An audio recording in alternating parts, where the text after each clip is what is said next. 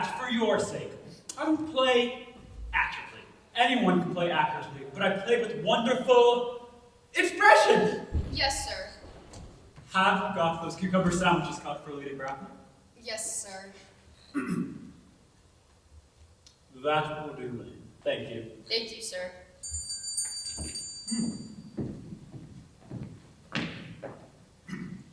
Sir, Mr. Ernest Worthing. Ernest, what brings you up to town? Pleasure. What else should bring one anywhere? Eating as usual, I see, Algy. I believe it is customary in good society to have some slight refreshment around 5 o'clock.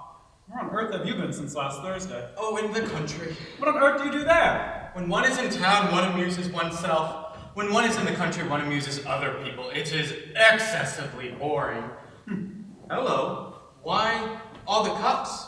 Why cucumber sandwiches? Who is coming to tea? Oh, merely Aunt Augusta and Gwendolyn. Oh, how perfectly delightful.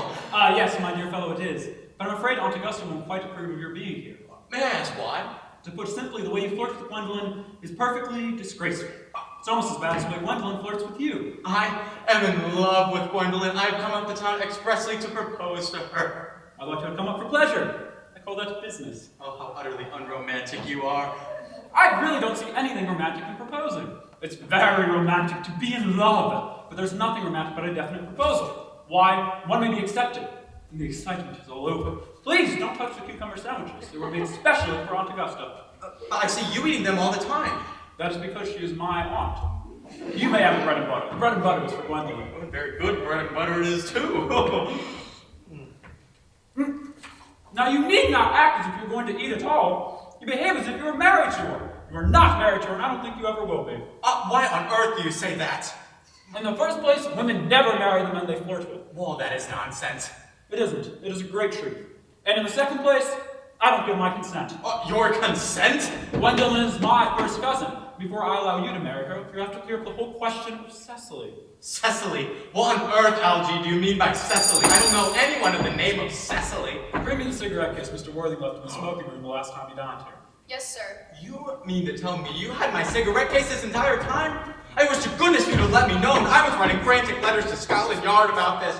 I was very nearly offering a large reward. I wish you would offer one. There's no good in offering a large reward now that the thing is found. That is rather mean of you, Ernest, I must say. Thank you.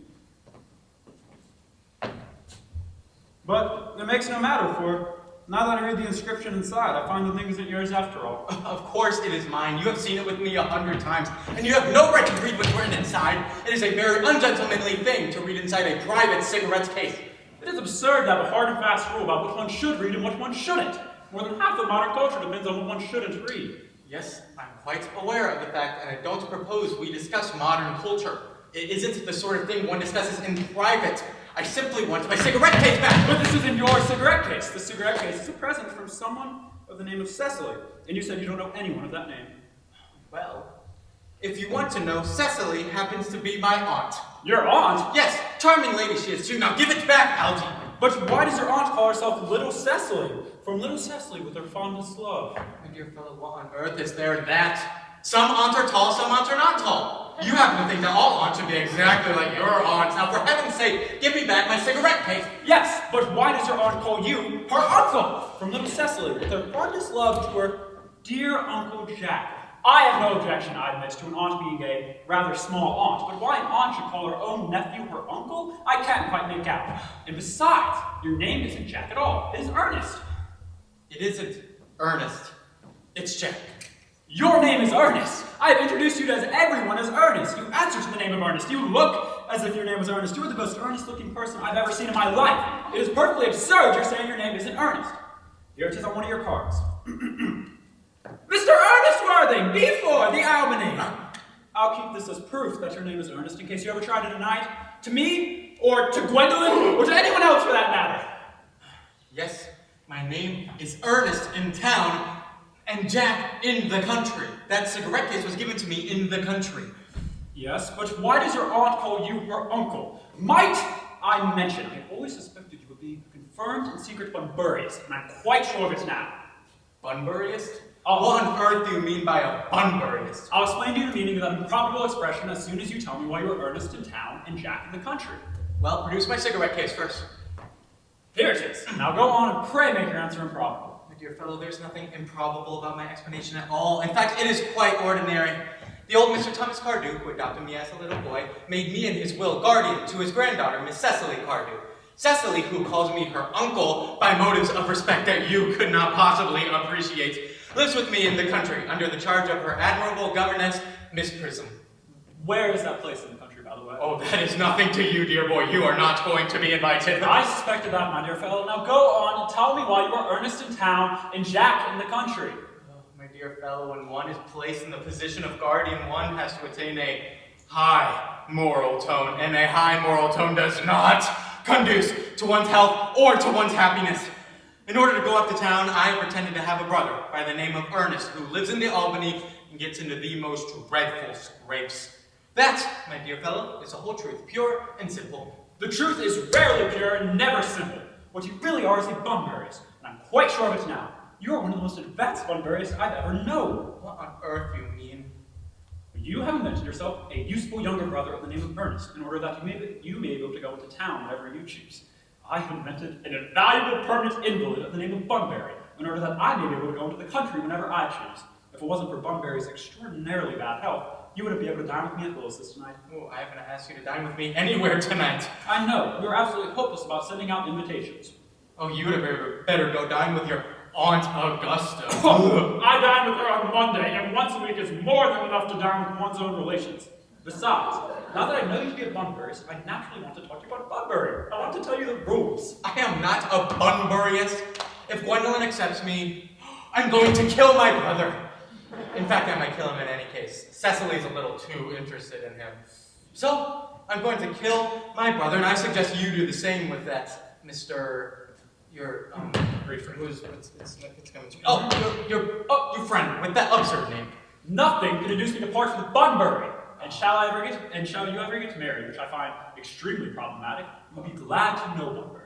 Don't try to be cynical. It is perfectly easy to be cynical. It isn't easy to be anything nowadays. Oh, that must be Aunt Augusta. Now, if I can get out of the room for just 10 minutes, giving you the opportunity to propose to Gwendolyn, will you dine with me at Willis's tonight? I suppose so, if you want to. Yes! Lady Bracknell and Miss Fairfax. Good afternoon, dear Algernon. I hope you're behaving very well. I'm feeling very well. That's not quite the same thing. In fact, the two things rarely go together. Dear me, you are smart. I am always smart. Am I not, Mr. Worthing? You're quite perfect, Miss Fairfax. Oh, I hope I am not that. It would leave no room for developments, and I intend to develop in many directions. I'm sorry if we were a little late, Algernon, but I was obliged to call on dear Lady Parbury. I hadn't been there since her poor husband's death. I never saw a woman so altered. She looks quite 20 years younger. And now I'll have a cup of tea and one of those nice cucumber sandwiches you promised me. Certainly, Aunt Augusta. Won't you come and sit here, Gwendolyn? Thanks, Mama. I'm quite comfortable where I am. Good heavens! Lane! Where are the cucumber sandwiches? There were no cucumbers in the market this morning, sir. I went down twice. No! Cucumbers! No, sir, not even for ready money. That will do, Lane. Thank you. Thank you, sir. I'm very sorry, Aunt Augusta, about there being no cucumbers. Not even for ready money. It really makes no matter, Algernon. I had some crumpets with Lady Parbury. Thank you. I'm greatly disappointed to let you know, Aunt Augusta, but I'm afraid I won't be able to dine with you at Willis's tonight. I hope not, Algernon. It would put my table completely out. Yes, it's just I've received a telegram in the mail from my poor friend Bunbury, saying he's rather ill again. They seem to think I should be with them. It is very strange. This Mr. Bunbury seems to suffer from curiously bad health. Yes. Well, I think that it is high time, Algernon, that this Mr. Bunbury makes up his mind whether he was going to live or to die.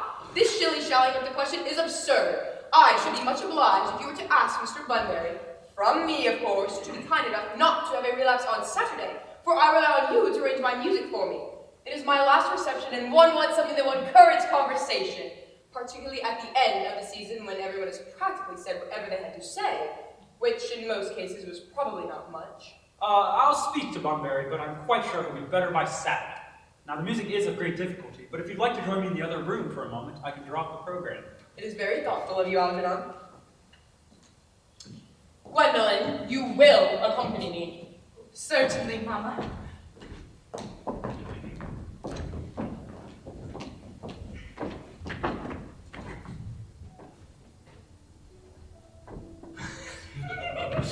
Charming day it has been, Miss Fairfax. Pray, don't talk to me about the weather, Mr. Worthing.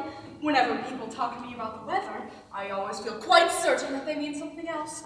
And that makes me so nervous. Well, I do mean something else. I thought so. In fact, I am never wrong. Gwendolyn, ever since I've met you, I've admired you more than any other girl I've ever met since I met you. Yes, I'm quite well aware of the fact.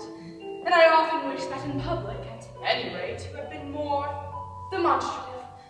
For me, you have always had an irresistible fascination. Even before I met you, I was far from indifferent to you. We live, as I hope you know, Mr. Worthing, in an age of ideals. My ideal has always been to love someone of the name of Earnest. There is something in that name that inspires absolute confidence. The moment Algernon told me he had a friend called Earnest, I knew I was destined to love you. You really love me, Gwendolyn? Passionately. Darling, you don't know how happy you've made me. My own Earnest. But you don't mean to say you couldn't love me if my name wasn't Earnest. But your name is Earnest. Yes, I know it is, but perhaps it was something else. You don't mean to say you couldn't love me then? Ah, that is clearly a metaphysical speculation. And like most metaphysical speculations, has very little reference at all to the actual facts of real life as we know them. Well, darling, to speak quite candidly, I don't care much for the name of Earnest. I don't think the name suits me at all. It suits you perfectly. It is a divine name. It has a music of its own. It produces vibrations. Well, really, I think there are much nicer names out there. Jack, for instance, is a charming name. Jack? No! Oh. There is very little music in the name Jack. It does not thrill. It produces absolutely no vibrations. I have known several Jacks, and they all, without exception, were more than usually plain. Besides, Jack is a notorious domesticity for John, and I pity any woman who is married to a man called John. The only really safe name is Earnest. Gwendolyn, I must get christened at once. I mean, we must get married at once. There's no time to be lost. Married, Mr. Worthing? Well, you know I love you, and you have led me to believe that you're not absolutely indifferent to me. I adore you, but you haven't proposed to me yet. Nothing has been said at all about marriage. The subject has not even been touched on. Well, may I propose to you now? I think it would be an admirable opportunity. And to spare you any possible disappointment, Mr. Worthing, I think it only fair to tell you quite frankly beforehand that I am fully determined to accept you. Gwendolyn! Yes, Mr. Worthing, what have you got to say to me? Gwendolyn, will you marry me? Oh, of course I will, darling. How long have you been about it? I'm afraid you've had very little experience in how to propose. My own one. I've never loved anyone in the world but you. Ernest, I hope you will always look at me just like that, especially when there are other people present. Mr. Worthing! Rise, sir, from that semi-recumbent posture. It is most indecorous. Mama! I beg you to retire. This is no place for you. Besides, Mr. Worthing is not quite finished yet. Finished what, may I ask? I am engaged to Mr. Worthing, Mama. Pardon me, but you are not engaged to anyone. When you do become engaged to someone, I will inform you of the fact. And now, I have a few questions to put to you, Mr. Worthing. You, Gwendolyn, will wait for me in the carriage. Mama! In the carriage, Gwendolyn.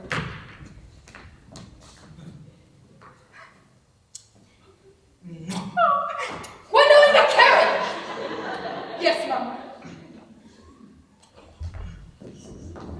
You may have a seat, Mr. Worthing. Thank you, Lady Bracknell. I prefer standing. I feel bound to tell you that you are not down on my list of eligible young men. However, I am quite ready to answer your name, should your answers be what a truly affectionate mother requires. How old are you? 29. A very good age to be married at.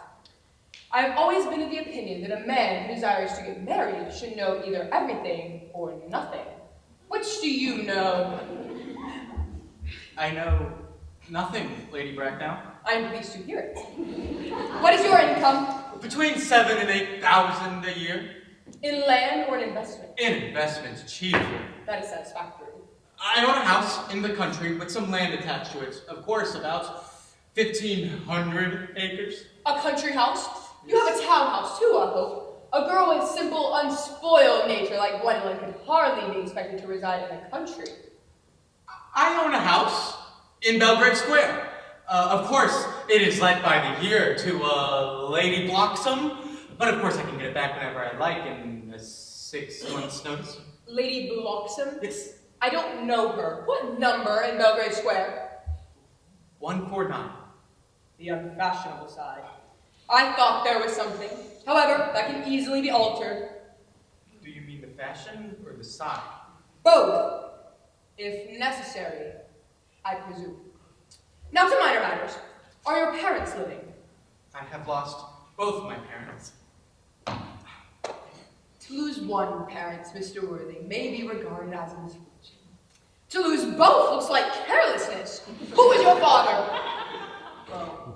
I'm afraid I really don't know. You see, Lady Bracknell, I told you that I had lost both my parents, but it would be nearer to the truth to say that my parents seem to have lost me. I don't really know who I am by birth. You see, well, I was found. Found? The old Mr. Thomas Cardew, a man of a kind and charitable disposition, found me and gave me the name of Worthing, because he had happened to have a first-class ticket to Worthing in his pocket at the time. Worthing is a seaside resort in Sussex, but... Oh, okay. Where did this charitable gentleman find you? In a handbag. A handbag? Yes, Lady Bracknell, a somewhat large black leather handbag with handles to it. An ordinary handbag, in fact. In what locality did this Mr. Cardew find this ordinary handbag? The cloakroom at Victoria Station. The cloakroom at Victoria Station? Yes, the Brighton line. The line is immaterial. Mr. Worthing, I confess I feel somewhat bewildered by what you have just told me. To be born, or at any rate bred, in a handbag, whether it had handles or not, seems to me to display a contempt for the ordinary decencies of family life. As for the particular locality in which the handbag was found, a cloakroom at a railway station might serve to conceal a social indiscretion. It can hardly be regarded as an assured basis for a recognized position in good society. Well, what would you advise me to do? I need hardly to say I would do anything in the world to ensure Gwendolyn's happiness. I would strongly advise you, Mr. Worthing, to try and acquire some relations as soon as possible, and to make a definite effort to produce at any rate one parent of either sex before the season is quite over. Well, I am not sure how I can possibly do that. I can produce you the handbag at any moment. It is in the dressing room at my house. I am quite certain that would satisfy you, Lady Bracknell. Me, sir? What has it to do with me? You can hardly imagine that I and Lord Bracknell would dream of allowing our only daughter, a girl brought up with the utmost care, to marry into a cloakroom and form an alliance with a parcel. Good morning, Mr. Worthing. Good morning! Ugh. Oh, for heaven's sake, Algie, don't play that ghastly tune. Didn't it go off all right, old boy? You don't mean to say Gwendolyn refused you? Oh, as far as she's concerned, we are engaged. Her mother, however, is perfectly unbearable. I've never met such a gorgon. I don't really know what a gorgon is, but I'm quite sure that Lady Bracknell is one. Algie, you don't think there's any chance of Gwendolyn becoming like her mother, do you? In about 150 years. All women become like their mothers. Oh. That is their tragedy. No man does. That's his. Oh. Now, did you tell Gwendolyn the truth about you being Earnest in town and Jack in the country? Oh, the truth isn't the sort of thing one tells to a nice, sweet, refined girl like that. But what about your poor brother Ernest? Oh, I will soon get rid of him. I'll say he died suddenly in Paris of apoplexy. People die quite suddenly of apoplexy, don't they? Yes, but it's hereditary. It's the type of thing that runs in families. You much better say a severe chill. And you are quite certain a severe chill isn't hereditary? Of course it isn't. Then it is settled. My poor brother Ernest was carried off suddenly in Paris of a severe chill. That gets rid of him. But what about poor Gwendolyn? Didn't you say she was a little too interested in your brother? Won't she feel has lost a great deal? Oh, Miss Cardew is not one of those silly romantic girls, I'm quite glad to say. She has got a capital appetite, goes on long walks, and pays no attention at all to her lessons. I'd rather like to meet Miss Cecily. I will take very good care you never do. She is excessively pretty and only just 18. Have you told Gwendolyn yet that you have an excessively pretty ward who's only just 18? One doesn't blurt out these things to people. Besides, Gwendolyn and Cecily are perfectly certain to be best of friends. I will bet you anything you like that half an hour after they meet, they will be calling each other sister. Women only do that when they quote each other many other things first. Now, if you'd like to get a good table, we really must go and dress. I'm feeling rather hungry. I never knew you when you weren't. What should we do after? Maybe go to a theater? Oh, no. I loathe listening. Well, what should we do? Nothing. It's awfully hard work doing nothing.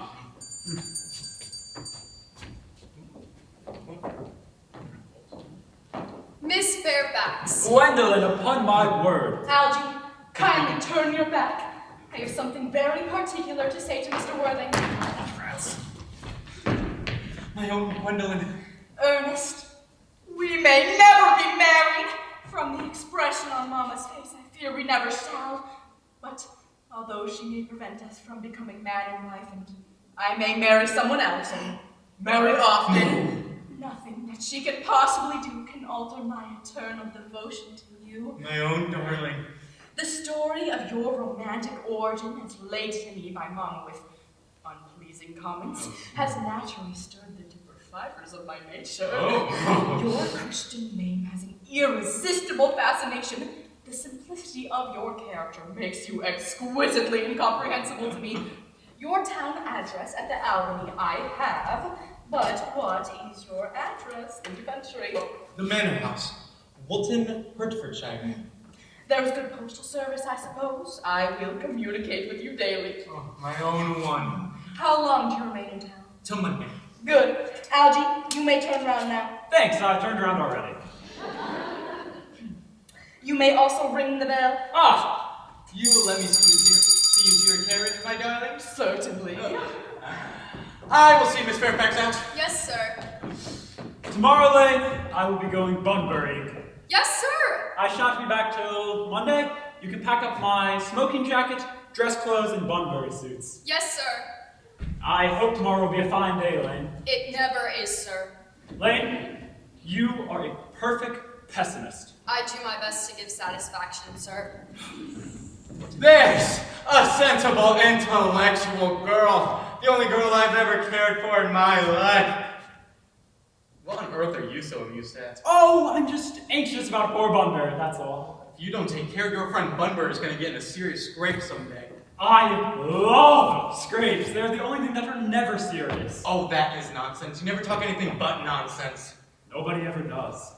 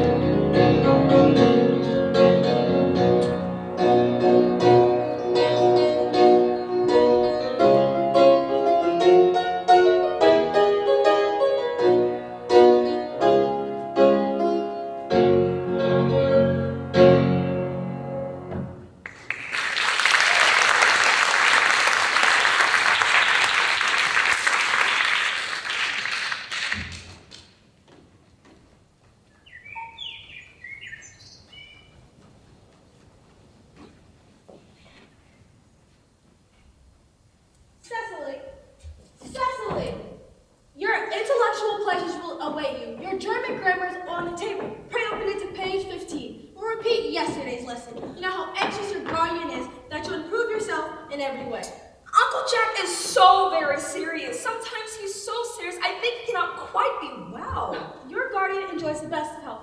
His gravity and demeanor is one to be commended in one so comparatively young as he is. I know the higher sense of duty and responsibility. I suppose that's why he always seems a little bored when we are together. Cecily, I am surprised at you. Mr. Worthington had his fair share of troubles in his life. You must remember his constant anxiety for that unfortunate young man, his brother. I wish Uncle Jack would allow that unfortunate young man and his brother to come down here sometimes. We may have a good influence over him, Miss Prism. I'm sure you certainly would. I don't think even I can produce an effect. Besides, I'm not for the modern mania of turning bad people into good people at a moment's notice. As a man sows, shall let him reap. You must put away your diary, Cecily. I do not understand why you carry a diary at all. I keep a diary to enter the wonderful secrets of my life. If I didn't write them down, I should probably forget all about them.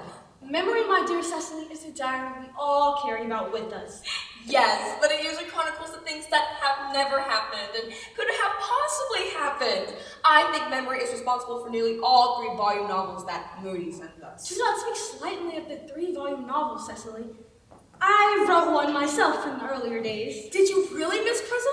How wonderfully clever you are. And was your novel ever published? Alas, no, the manuscript was unfortunately abandoned. I see dear Dr. Chasuble coming up to the garden. Dr. Chasuble, this is indeed a pleasure. And how are we this morning? Miss Prism, you are, I trust, well. Miss Prism has just been complaining of a slight headache. I think it would do her so much good to have a short stroll with you in the park, Dr. Chasuble. Cecily, I have not mentioned anything about a headache. No, dear Miss Prism, I know that, but I thought instinctively that you had a headache. Indeed, that is what I was thinking of and not my German lesson when the rector came. I hope, Cecily, you are not inattentive. I'm afraid I am. That is strange. Were I fortunate enough to be Miss Prism's pupil, I would hang upon her lips. Mr. Worthing, I suppose, has not yet returned from town. We do not expect him until Monday afternoon. Yes, he usually spends his Sunday in London. He is not one of those whose sole aim is enjoyment, as, by all accounts, that unfortunate young man, his brother, seems to be. But I must not disturb you any longer. I think, dear doctor, that I will have that stroll with you. I find I have a headache after all, and a walk might do me good. With pleasure, Miss Prism, with pleasure. We might go as far as the schools and back. That would be delightful. Cecily, you will study your political economy in my absence. Shall we?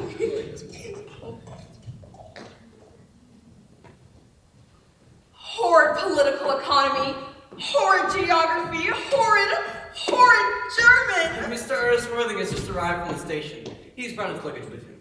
Ernest? Oh, Uncle Jack's brother! You just tell him Mr. Worthing was in town? Yes, he seemed very disappointed. I mentioned that you and Miss Prism were in the garden. He seemed very anxious to speak with you in private. Tell Mr. Worthing to come out here. And I suppose you better talk to the housekeeper about a room for him? Yes, miss. I've never met any really wicked person before. I feel rather frightened. I'm afraid he will look just like everyone else. No, he does! You are little Cecily, I'm sure. You are under some strange mistake. I believe that I'm more than usually tall for my age. But I am Cecily. You, I see from your card, are Uncle Jack's brother, my wicked cousin Ernest. Oh, I'm really not wicked at all, Cecily. You mustn't think that I'm wicked. If you are not, then you certainly have been deceiving us all in a very inexcusable manner. I hope you will not be leading a double life, pretending to be wicked while being good all the time. That would be hypocrisy. Of course, I have been rather reckless. I'm glad to hear it. And in fact, now that you mention the matter, I have been very bad in my own small way. I don't think you should be so proud of that, though I'm sure it must have been very pleasant. It is much pleasanter being here with you. I can't see how you're here at all. Uncle Jack will be back until Monday afternoon. Oh, that is a great disappointment. I'm obliged to take the first train up on Monday. I have a business meeting that I'm anxious to miss. I think you better wait till Uncle Jack arrives. I know he wanted to speak to you about your emigrating. About my what? You're emigrating. He's gone up to buy your outfit. I certainly wouldn't let Jack buy my outfit. He has no taste in neckties at all. I don't think you require neckties. Uncle Jack is sending you to Australia. Australia? I'd sooner die! Well, he said at dinner on Wednesday night that you would have to choose between this world, the next world, and Australia. The accounts I've heard of both Australia and the next world are not particularly encouraging. This world is good enough for me, Cecily. Yes, but are you good enough for it? I'm afraid I'm not that, which is why I want you to reform me. You may make that your mission if you want.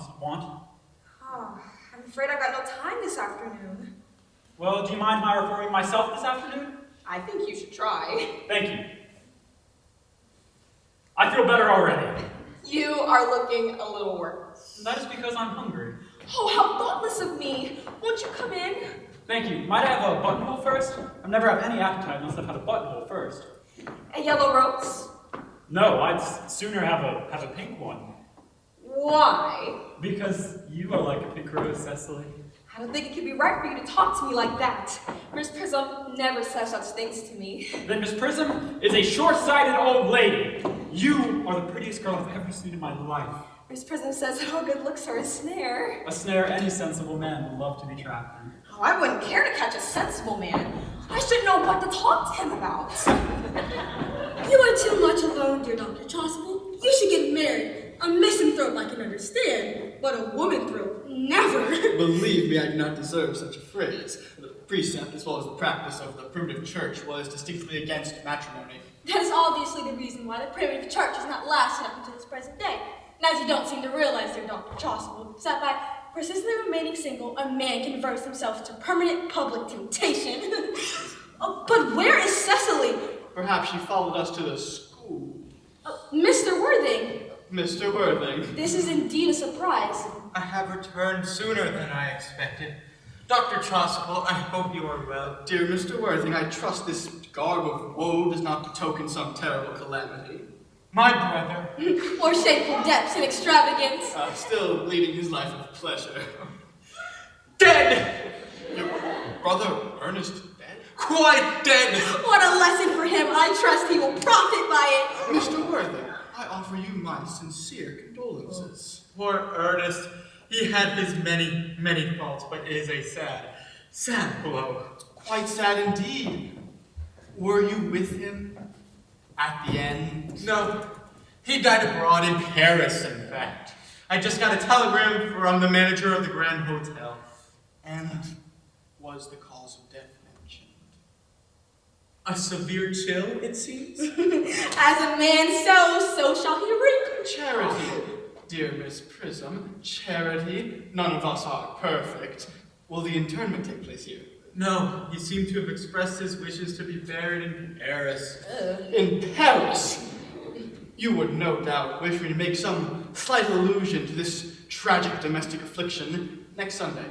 My sermon on the meaning of the manna in the wilderness can be adapted to almost any occasion, joyful, or, as in the present case, distressing. I have preached it at harvest celebrations, christenings, confirmations, baptisms. That reminds me.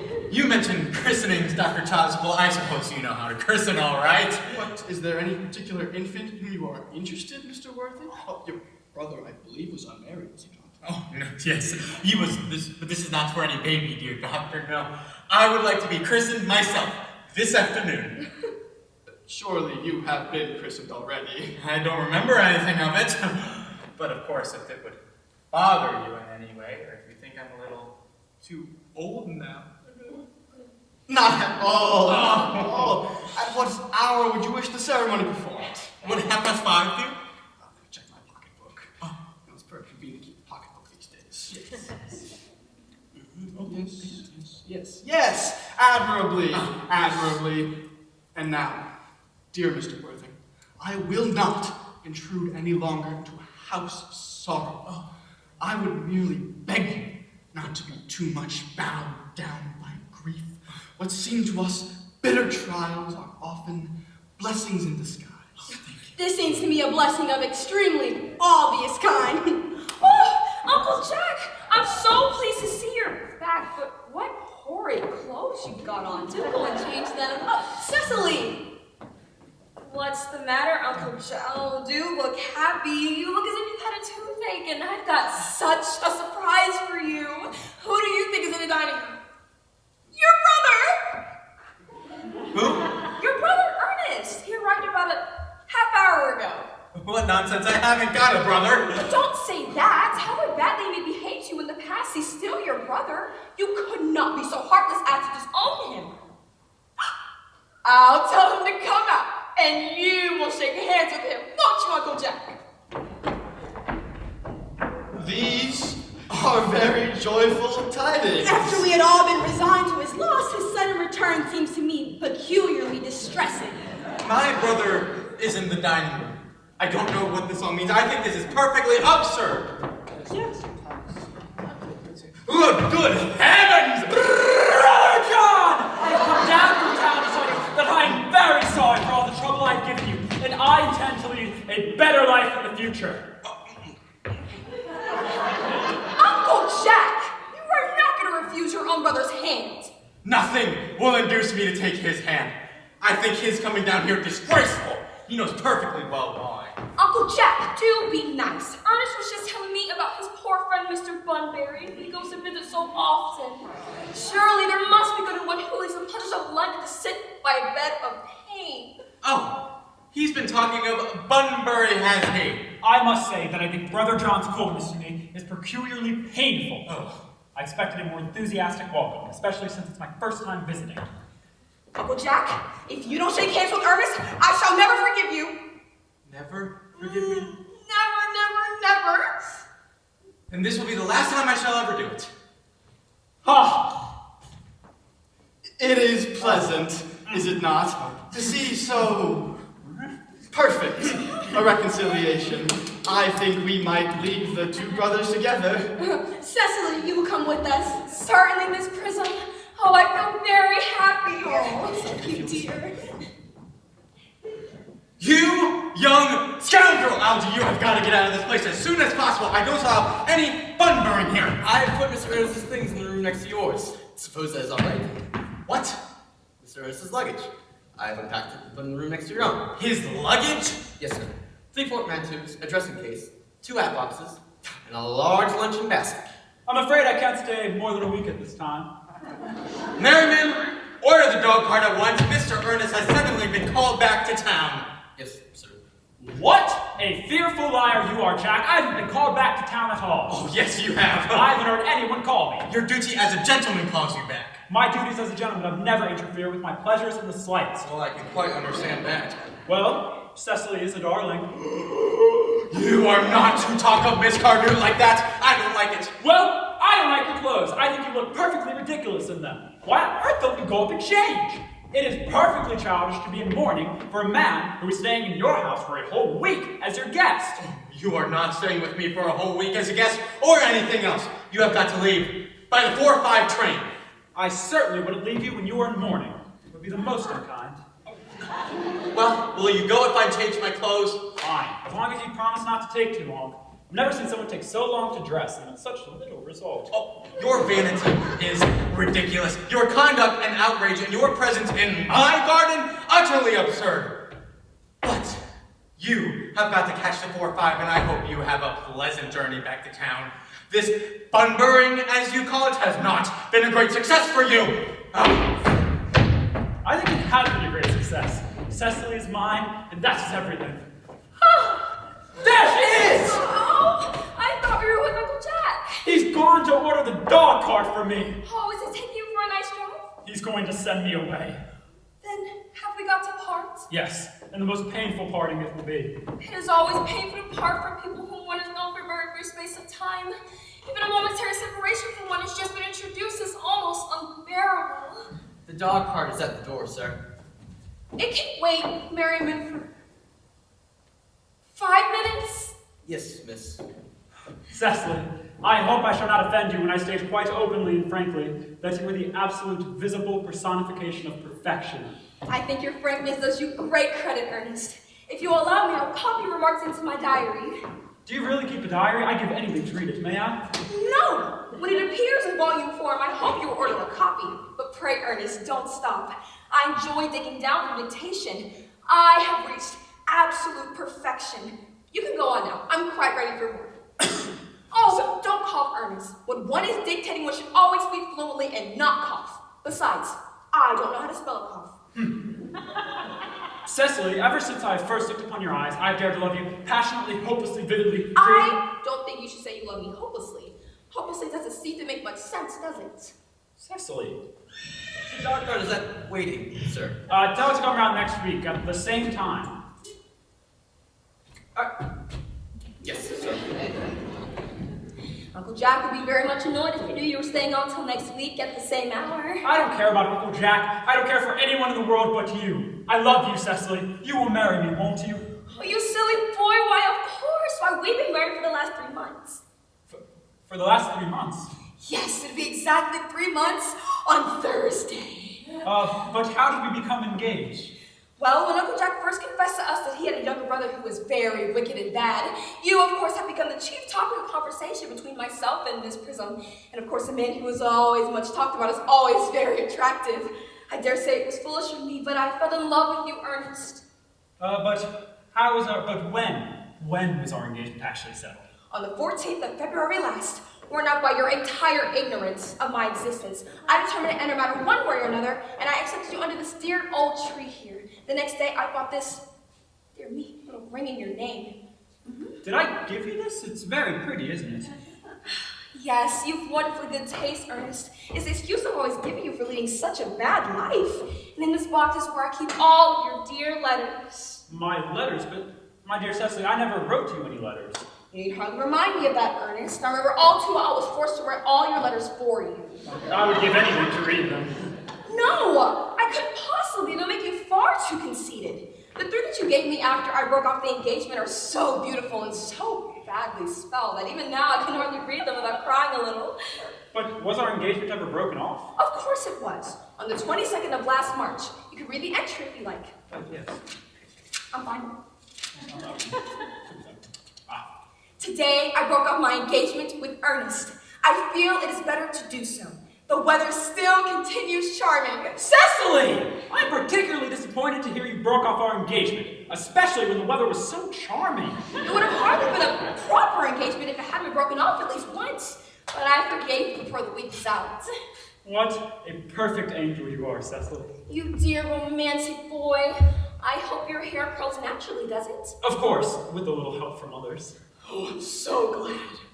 You promise not to break off our engagement again, Cecily. I don't think I could that I'd have actually met you. And of course, there's the question of your name. Yes, of course. You mustn't laugh at me, darling, but it's always been a girlish dream of mine to love someone whose name was Ernest. There's something in that name that inspires absolute confidence. Oh, I pity any poor woman whose husband isn't called Ernest. Yes, but do you mean to say you could not love me if I had some other name? But what name? Oh, I don't know. Algernon. Algie, for instance. But I don't like the name Algernon. Cecily. My poor, sweet, beautiful Cecily. I don't think it's a bad name at all. In fact, I think it's a rather aristocratic name. Cecily, do you mean to say that you could not love me if my name was Algie? I might respect you, Ernest. I might admire your character, but I'm afraid I cannot give you my undivided attention. Cecily, your rector here, I suppose, is well-versed in all the rites and ceremonials of the church. Yes, Dr. Choctaw is a well-learned man. I must see him on the most important christening, on the most important business. Oh, I shan't be away for more than half an hour. can you make it 20 minutes? I'll be as quick as I can. Oh, I like his hair so much. I must enter his proposal into my diary.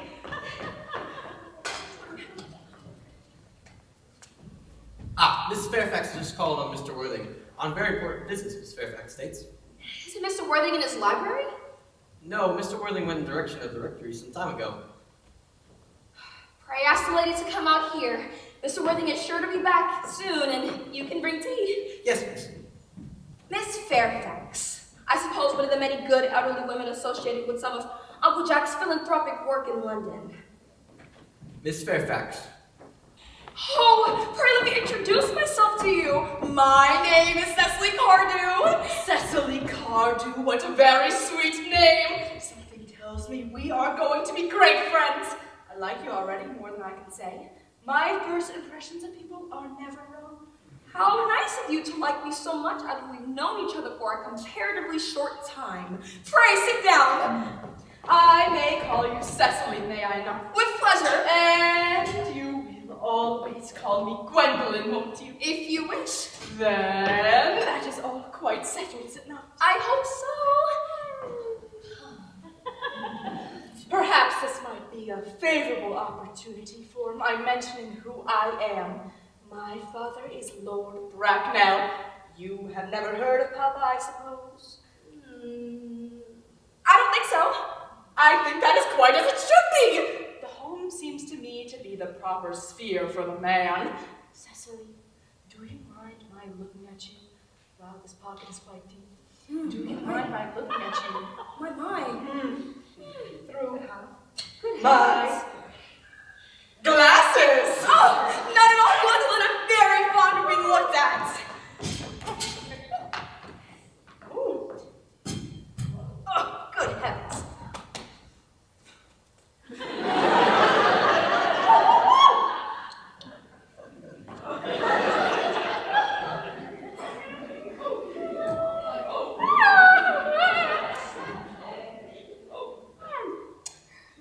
You are here on a short visit, I suppose. Oh no, I live here. Really? Your mother, no doubt, or some female relative of advanced years resides here also? Oh no, I have no mother, nor in fact any relations. Indeed. My guardian, with the assistance of Miss Prism, has the arduous task of looking after me. Your guardian? Yes, I am Mr. Worthing's ward. Oh. It is strange he never mentioned to me that he had a ward. How secretive of him. He grows more interesting hourly. I'm not sure, however, that the news inspires me with feelings of delight. I am very fond of you, Cecily. I have liked you ever since I have met you. But I am bound to state that now that I know you are Mr. Worthing's ward, I cannot help expressing a wish that you were, well, just a bit older than you seem to be, and not quite so very alluring in appearance. In fact, if I may speak candidly, I do. I believe when anyone has anything unpleasant to say, one should always be quite candid. Well, to speak with perfect candor, Cecily, I wish that you were fully 42, and more than usually plain for your age. Ernest has a strong, upright nature. He is the very soul of truth and honor. Disloyalty would be as impossible to him as deception. But even men of the noblest possible moral character are extremely susceptible to the influence of the physical charms of others. I beg your pardon, Gwendolyn. Did you say Ernest? Yes. Oh, but it is not Mr. Ernest Worthing who is my guardian. It is his brother, his elder brother.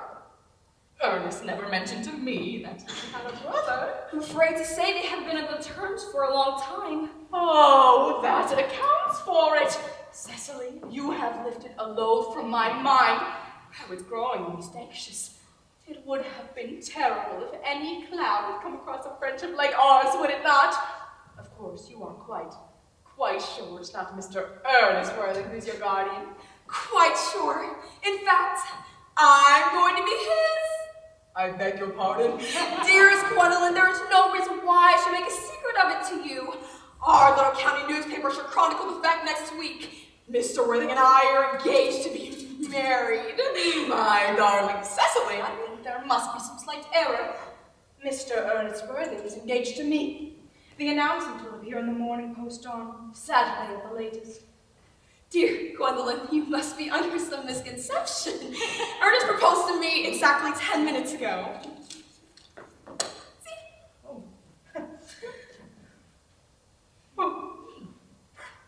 It is certainly very curious, for he asked me to be his wife yesterday afternoon at 5:30. If you would care to verify the incident, pray do so. I am so sorry, dear Cecily, if it is any disappointment to you, but I am afraid I have the prior claim. It would distress me more than I can say, dear Gwendolyn, if it caused you any mental or physical anguish, but I feel bound to point out that since Ernest has proposed to you, he clearly has changed his mind. If the poor fellow has been entrapped into any foolish promise, I shall consider it my duty to rescue him at once. Whatever unfortunate entanglement my dear boy has gotten himself into, I will never reproach him about it after we are married. Do you allude to me, Miss Cardew, As an entanglement? you are presumptuous.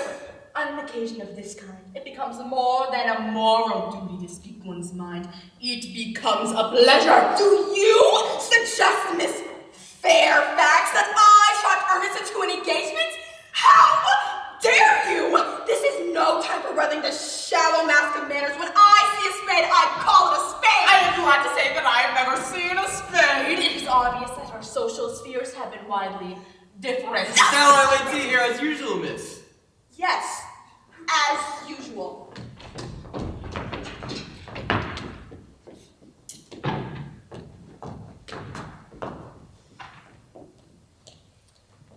Quite a well-kept garden this is, Miss Cardew. So glad you like it, Miss Fairfax. I had no idea there were any flowers in the country. Flowers are as common here, Miss Fairfax, as people are in London. Personally, I cannot understand how anybody manages to exist in the country. If anybody whiz, anybody does. The country always bores me to death. This is what the newspapers call agricultural depression, is it not? I believe the aristocracy are suffering from it much just at present. May I offer you some tea, Miss Fairfax? Thank you. Sugar? No, thank you. Sugar is not fashionable anymore.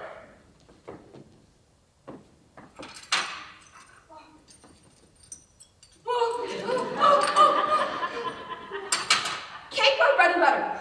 Bread and butter, please. Cake is rarely seen at the best houses nowadays.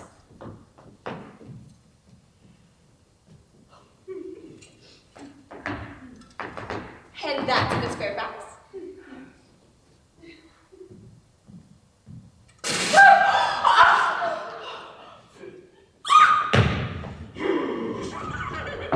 You have filled my tea with lumps of sugar. And though I asked most distinctly for bread and butter, You have given me cake. I am known for the gentleness of my disposition and the extraordinary sweetness of my nature. But I warn you, Miss Cardew, you may go too far. To save my poor, innocent, trusting boy from the machinations of any other girl, there are no lengths to which I would not go. From the moment I saw you, I distrusted you. I felt that you were false and deceitful. I am never deceived in such matters. My first impressions of people are invariably right. It seems to me, Miss Fairfax, that I'm trespassing on your valuable time. No doubt you have many other calls of similar character to make in the neighborhood. Ernest! My own Ernest! Gwendolyn, darling! A moment! May I ask, are you engaged to be married to this young lady? To little Cecily? Of course not. What put such an idea into your pretty little head? Thank you. You may. I knew there must have been some mistake. The gentleman whose arm is present around your waist is my guardian, Mr. John Worthing. I beg your pardon. This is Uncle Jack. Jack? Oh, here is Ernest. Cecily, my own love. A moment. Ernest, may I ask you, are you engaged to be married to this young lady? To what young lady? Good heavens, Gwendolyn? Yes, to good heavens, Gwendolyn. I mean, Gwendolyn. Of course not. What could have put such an idea into your pretty little head? Thank you. You may. I felt there was some slight error, Miss Cardew. The gentleman who is now embracing you is my cousin, Mr. Algernon Moncrief. Algernon Moncrief? Oh! Are you called Algernon? I cannot deny it. Is your name really John? I could deny it. I can deny anything if I like. But my name certainly is John. It's been John for years. Gross necessity has been practiced on the both of us! My poor wounded Cecily! My Gwendolyn! You will call me sister, will you Oh,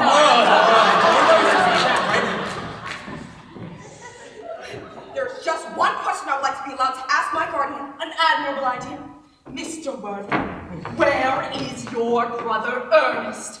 We are both engaged to be married to your brother Ernest, so it is a matter of some importance to us to know where he is at present. Gwendolyn, Cecily, it is a very painful thing for me to be forced to speak the truth. This is the first time in my life I've ever been reduced to such a position, and I must say I'm quite inexperienced in the fact. To speak quite frankly, I must say, I have no brother, Ernest. I have no brother at all. I have no brother and do not have the slightest intention of having a brother in the future. Not of any kind. No brother at all? None. I am afraid it is quite clear, Cecily, that neither of us is engaged to be married to anyone. It is not a very pleasant situation for a young girl to find herself in, is it? Let us go into the house. They will hardly venture to come after us there.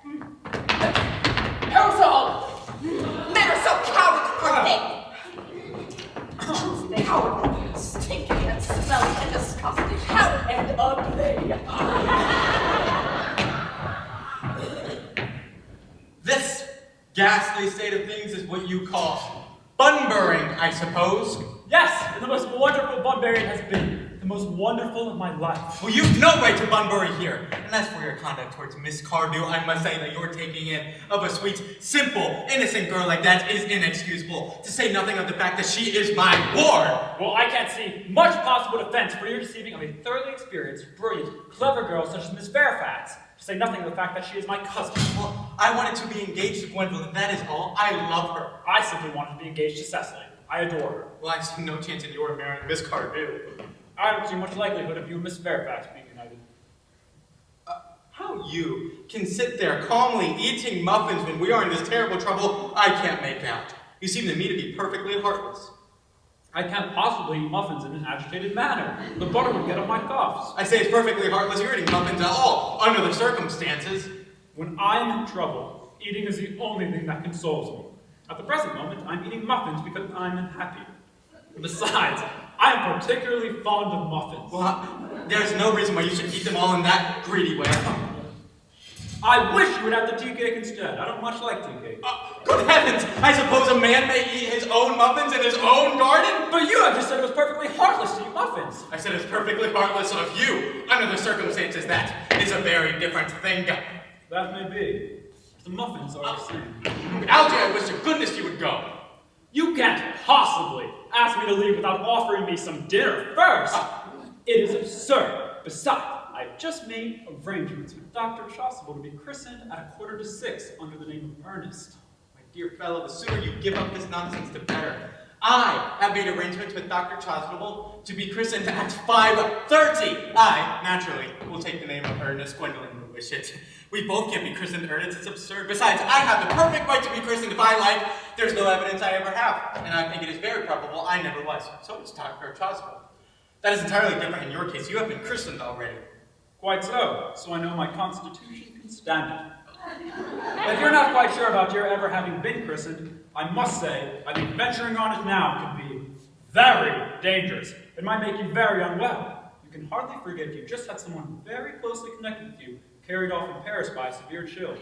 Just this week. You said yourself that a severe chill is hereditary. It isn't used to be, but I dare say it is now. Oh, that is nonsense. You are always speaking nonsense. Please! Don't touch the muffins! I told you I was particularly fond of muffins. Besides, there's only 5 or 6 left. I hate tea cake. Why on earth do you allow it to be served to your guests? What ideas do you have of hospitality? Algy, I wish to goodness you would go. I don't want you here. Why don't you go? I still have some tea left. In so many muffins!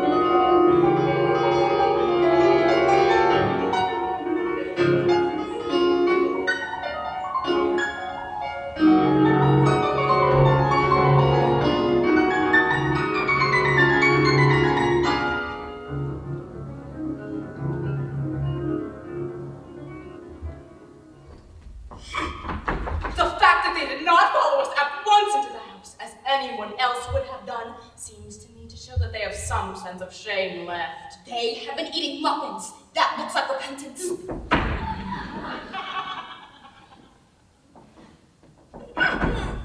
They don't seem to notice us at all. Couldn't you cough? But I haven't got a cough. They're looking at us. What effrontery. They're approaching. That's very forward of them. Let us preserve a dignified silence. Certainly, it's the only thing to do now.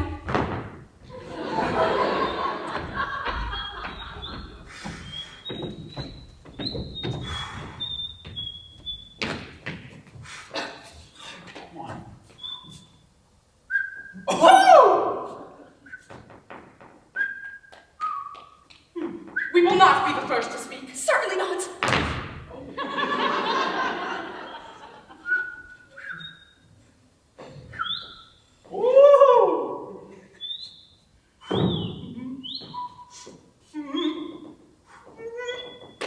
Mr. Worthing, I have something very particular to ask you. Much depends on your reply. Gwendolyn, your common sense is invaluable. Mr. Moncrief, kindly answer me the following question. Why did you pretend to be my guardian's brother? In order that I might have an opportunity of meeting you. That certainly seems like a satisfactory explanation, does it not? Yes, dear, if you can believe him. I don't! Though that does not affect the wonderful beauty of this answer. True. Mr. Worthing, what explanation can you offer to me for pretending to have a brother? Was it in order that you might have an opportunity of coming up to town to see me as often as possible? Can you doubt it, Miss Fairfax? Oh, their explanations appear to be quite satisfactory, especially Mr. Worthing's. That seems to me to have the stamp of truth upon it. I am more than content with what Mr. Moncrief has said. His voice alone inspires one with absolute credulity. Then you think we should forgive them? Yes! I mean, no! True. I had forgotten. There are principles at stake that one cannot surrender. Which of us should tell them? The task is not a pleasant one. Couldn't we both speak at the same time? An excellent idea! Will you take the time from me? Certainly. Your Christian names are still an insuperable barrier, that is all! Our Christian names, is that all? But we are going to be christened this afternoon. You are? I am. You are? I am. We are. Men have moments of physical courage in which we women know absolutely nothing. Darling!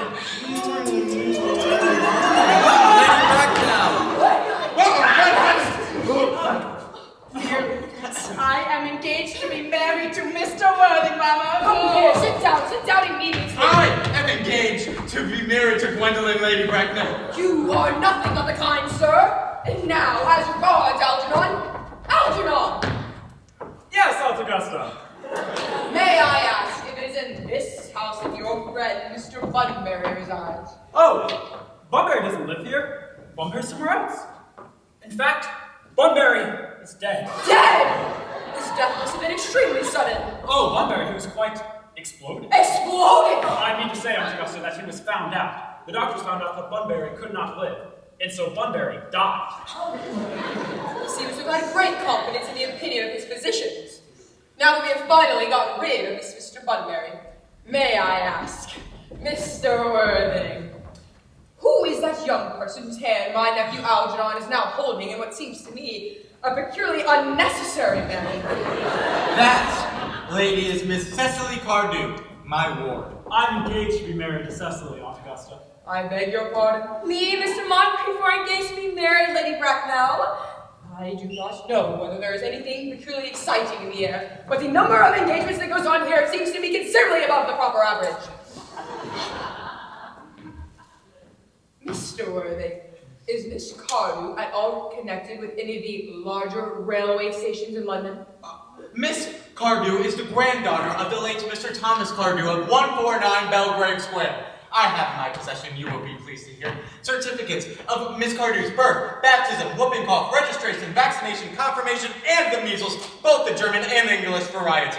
Ah, a life crowded with incident, I see. Though perhaps somewhat too exciting for a young girl. Gwendolyn, the time approaches for our departure. We have not a moment to lose. As a matter of form, Mr. Worthing, I had better ask if Miss Carter has any little fortune. Oh, just about 130,000 pounds in the funds. That is all. Goodbye, Lady Bracknell. So pleased to have seen you. A moment, Mr. Worthing. 130,000 pounds and in the funds. Miss Carter seems to me the most attractive young lady now that I look at her. Come over, baby. Pretty child, your dress is sadly simple, and your hair seems as if nature might have left it. But we can soon alter all that. Kindly turn around. No, this side view is what I want. Yes, quite as I expected. There are distinct social possibilities in your profile. The chin a little higher, dear. Style largely depends on the way the chin is worn. Yes. Algernon! Yes, Auntie Augusta. There are distinct social possibilities in Miss Carter's profile. Oh, I don't give two pence about social possibilities. Cecily's the prettiest girl I've ever seen in my life. Well, I suppose I must give my consent. Cecily, you may kiss me. Thank you, Lady Bracknell. You may also address me as Aunt Augusta for the future. Thank you, Aunt Augusta. The marriage, I think, will take place quite soon. To speak frankly, I'm not in favor of long engagements. They give people the opportunity of finding out each other's character before the marriage, which I think is never advisable. I'm sorry to interrupt you, Lady Bracknell, but this engagement is entirely out of the question. I am Miss Cardew's guardian, and she cannot marry without my consent until she is legally of age, and that consent I absolutely decline to give. Upon what grounds, may I ask? Algernon is an extremely eligible young man. He has nothing, but he looks everything. What more can one desire? The fact is, I don't approve of his moral character. I find him to be untruthful. Untruthful? My nephew Algernon? Impossible. Oh, I'm afraid there's no possible doubt about the matter. This afternoon, while I was on my temporary absence in London on the important question of romance, he obtained admission into my garden under the false pretense of being my brother. He succeeded in the course of the afternoon of alienating the affections of my ward. He subsequently stayed to tea and ate every single muffin. And to make his conduct all the more heartless, he was perfectly well aware of the fact that I have no brother, have never had a brother, and do not have the slightest intention of having a brother, not of any kind. I told him so myself yesterday afternoon. Mr. Worthing, after careful consideration, I have decided to entirely overlook my nephew's conduct to you. That is very generous of you, Lady Bracknell, but my decision on the matter is unalterable. I decline to give my consent. Come over here, sweet child. How old are you, dear? Well, I'm really only 18, but I always admit to 20 when I go to evening parties. Well, it won't be very long before you are of age and free from the restraints of tutelage. So I don't think your guardian's consent is, after all, a matter of any importance. Pray excuse me, Lady Bracknell, for interrupting you again, but I think it is only fair to tell you that according to the terms of her grandfather's will, Miss Cardew is not legally of age till she is 35. Oh, 35 is a very attractive age. London society is full of women who, of their own free choice, have remained 35 more years. So I see no reason why our dear Cecily should not be even more still attractive at the age you mentioned than she is at present. Algie, could you wait for me till I was 35? Of course I could. You know I could. Oh, I felt it instinctively, but I couldn't wait all that time. I hated waiting 5 minutes for anybody. It is quite out of the question. Then what is to be done? I don't know, Mr. Moncrief. My dear Mr. Worthing, as Miss Cardew states positively that she cannot wait till she is 35, I beg of you to reconsider your decision. Oh, but the matter is entirely in your own hands. The moment you consent to my marriage with Gwendolyn, I will most happily allow your nephew to form an alliance with my ward. You must be quite aware that what you propose is out of the question. Then a passionate celibacy is all that any of us can look forward to. Gwendolyn, Algernon, of course, should choose for himself. Come, dear, we're just 5, if not 6 strands.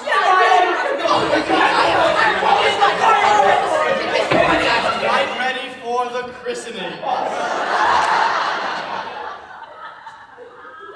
Christening, sir. Is not that somewhat premature. Both these gentlemen have expressed a desire for immediate baptism. At their age, I will not hear of such excesses. Lord Bracknell would be highly displeased if he learned that that was the way in which you wasted your time and money.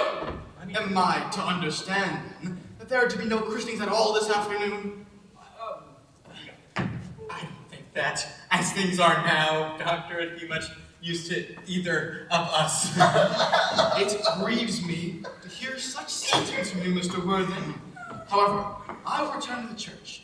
Indeed, I have just been informed by the pew opener that for the last hour and a half, Miss Prism has been waiting for me in the vestry. Miss Prism? Did I hear you mention a Miss Prism? Yes, Lady Bracknell, on our way to join her. Pray allow me to detain you for a moment. Is this Miss Prism a female of repellent aspect remotely connected with education? She is the most cultivated of ladies, and the very picture of respectability. It is obviously the same person. How could it be the same? Miss Prism, Lady Bracknell has for the last 3 years been Miss Cardew's esteemed governess and valued companion. I must see her at once. She approaches. She is nigh. I was told you expected me in the vestry, dear Canon. I've been waiting for you there for an hour and 3/4. Prism! Come here, Prism.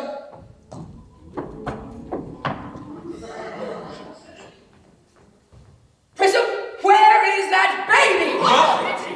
28 years ago, Prism, you left Lord Bracknell's house, number 104, Upper Grosvenor Street, in charge of a perambulator that contained a baby of the male sex. You never returned. A few weeks later, through the elaborate investigation of the Metropolitan Police, the perambulator was found standing by itself at midnight in a remote corner of Bayswater. It contained a manuscript of a 3-volume novel of more than usually revolting sentimentality. But the baby was not there! Prism, where is that baby? Lady Bracknell, I admit with shame that I do not know. I only wish I did. On the morning of the day that you mentioned, a day that is forever branded on my memory, I prepared as usual to take the baby out of its perambulator. I had with me a somewhat old but capacious handbag in which I intended to place a work of fiction I had been waiting on in my few unoccupied hours. In a moment of mental abstraction for which I can never forgive myself, I placed the manuscript in the bassinet and the baby in the handbag. Oh. But where did you place the handbag? Miss Prism, this is a matter of no small importance to me. I left it in the cloakroom of one of the larger railway stations in London. What railway station? Victoria, the Brighton line. Oh! I must retire to my room for a moment. Gwendolyn, wait for me here. If you are not too long, I will wait here for you all my life.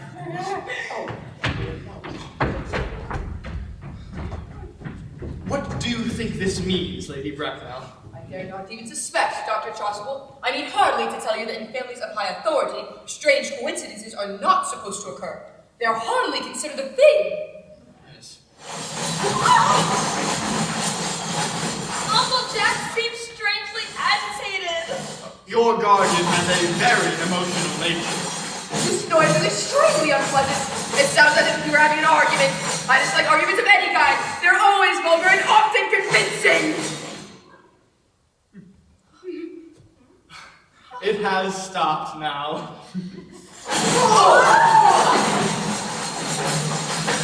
I wish you would arrive at some conclusion. This suspense is terrible. I hope it will last. Is this the handbag, Miss Prism? Please examine it carefully. The happiness of more than one life depends on your answer. Yes, this seems to be mine.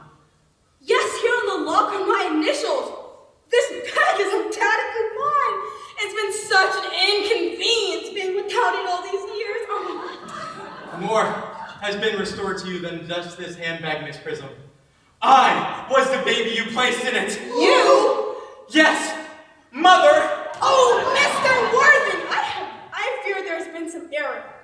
There is the lady who can tell you who you really are. Lady Bracknell, I hate to seem inquisitive, but could you kindly inform me who I am? The news I have to give you will not altogether please you. You are the son of my poor sister, Mrs. Moncrief. And consequently, Algernon's elder brother. Algy's elder brother?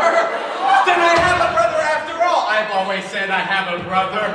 Cecily, how could you ever doubt that I didn't have a brother? Algy, you young scoundrel, you have got to treat me with more respect in the future. You have never treated me like a brother in all your life. Not so today, old boy, I admit. My own! What own arm? What is your Christian name now that you have become someone else? Oh heavens, I seem to have forgotten that point. Your decision on the subject of my name is irrevocable, I suppose. I never change, except in my affections. What noble nature you have, Gwendolyn! Well, the question has got to be settled at once. Aunt Augusta, a moment. When Miss Prism left me in the handbag, had I been christened already? Every luxury that money could buy, including christening, had been lavished on you by your fond and doting parents. Then I was christened. Now, what name was I given? Let me know the worst. Being the eldest son, you were naturally christened after your father. Yes, but what was my father's Christian name? I cannot at the present moment recall what the general's Christian name was, but I have no doubt he had one. Malady! Can you recollect what our father's Christian name was? I was never on speaking terms with him. He died before I was a year old. His name should appear in the army list of the period, I suppose. The general was essentially a man of peace, but I have no doubt his name would appear in any military directory. The army list of the last 40 years is up here. These delightful records should have been my constant study. He's placed You know, the he floor. There's a bunch. That's what I was just I think he Uncle Jack, do you read Uncle Jack? Oh, MJ! Malin, Maxley, Mobsby, Migsby, Moncrief! Lieutenant, 1840. Lieutenant Colonel, Sergeant, General, 1869. Christian names. Ernest John. I've always told you, Gwendolyn, that my name was Ernest. And I mean, it is Ernest. I mean, it naturally is Ernest. Yes, I remember now that the general was called Earnest. I always knew I had a particular reason for disliking the name. Ernest, my own Ernest, I felt from the first that you could have no other name. Gwendolyn, it is a terrible thing to find out that suddenly all your life you have been speaking nothing but the truth. Can you forgive me? I can, for I feel that you are sure to change. My own one. Leticia! Frederick, at last! Cecily, at last! Gwendolyn, at last! My nephew. You seem to be showing signs of triviality. On the contrary, Aunt Augusta, for the first time in my life, I seem to have realized the vital importance of being earnest.